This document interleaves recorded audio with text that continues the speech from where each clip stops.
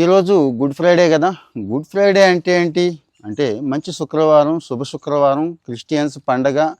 క్రిస్టియన్స్కి ఉండే 2-3 పండగల్లో ఇదొక ఇంపార్టెంట్ పండగ. ఇదే కదండి తెలుసు కాదు.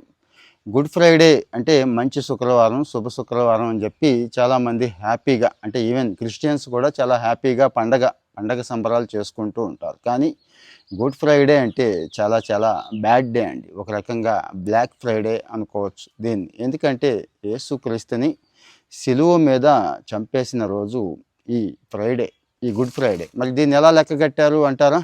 ఈస్టర్కి ముందొచ్చే శుక్రవారాన్ని వాళ్ళు గుడ్ ఫ్రైడే అని జరుపుకుంటూ ఉంటారు. యాక్చువల్గా బైబిల్లో కూడా క్రీస్తు ఎప్పుడు పుట్టాడు అనేది లేదు, కానీ ఈ సిలువ మీదకి ఎప్పుడైతే ఆయన్ని ఎక్కించారు అనేది ఉందండి. క్రీస్తు తన జీవితకాలం మంచి బోధనలు చేశాడు. శాంతి, సహనం, క్షమ, అంటే సాటి వారిని క్షమించడం అనే విషయంలో ఇక ఒక టాప్ రేంజ్కి వెళ్ళిపోతుంది క్రిస్టియానిటీ. ఆ విషయంలో అందరం కూడా మెచ్చుకోవాల్సిందే.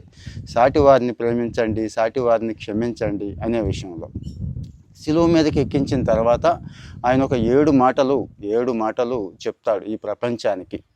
ఆ 7 మాటల్ని తర్వాత చాలా గొప్పగా బైబిల్లో కానీ ఇప్పటికి కూడా జరుపుకుంటూ ఉంటారు. సో ఈ శుక్రవారం నాడు ఇక రకరకాలుగా ప్రపంచం అంతా కూడా రకరకాలుగా చేసుకుంటారండి. కొన్ని దేశాల్లో అయితే 33 సార్లు చర్చి గంట మోగించడం, ఇంకా ఉదయం నుంచి సాయంత్రం దాకా ఉపవాసం ఉండటం. జనరల్గా క్రిస్టియన్స్ అంటేనే నాన్ వెజ్ బాగా తింటారు కదా. ఈరోజు నాన్ వెజ్ కానీ మందు జోలికి కానీ వెళ్లకుండా పూర్తి ఉపవాసంలోనే ఉండి పూర్తి సమయం ప్రార్థనలకి కేటాయించుకోవడం, ఇట్లా జరుగుతూ ఉంటుంది గుడ్ ఫ్రైడే. సో జనరల్గా క్రిస్టియన్స్కి ఉన్న పండగలే 2-3.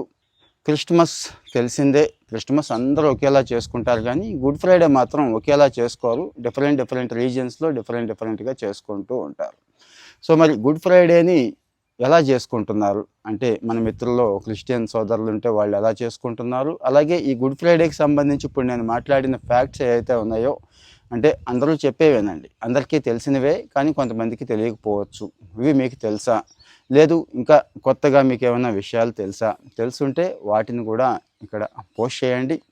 మన ఫాలోవర్స్ కూడా తెలుసుకునే అవకాశం ఉంది. అంటే నా ఉద్దేశం, మీ ఏరియాలో, మీ ప్రాంతంలో ఈ గుడ్ ఫ్రైడేని ఎలా భావిస్తారు, ఎలా చేసుకుంటారు, అంటే మెయిన్ థీమ్ ఈరోజు ఎలా ఫీల్ అవుతారు, అంటే ప్రార్థన చేసే టైంలో కానీ, ఉపవాసం విషయంలో కానీ, ఆ తర్వాత మిగిలిన కార్యక్రమాల్లో కానీ అనేది షేర్ చేయండి. ఎందుకంటే మనది ఉమ్మడి కల్చర్ కదా.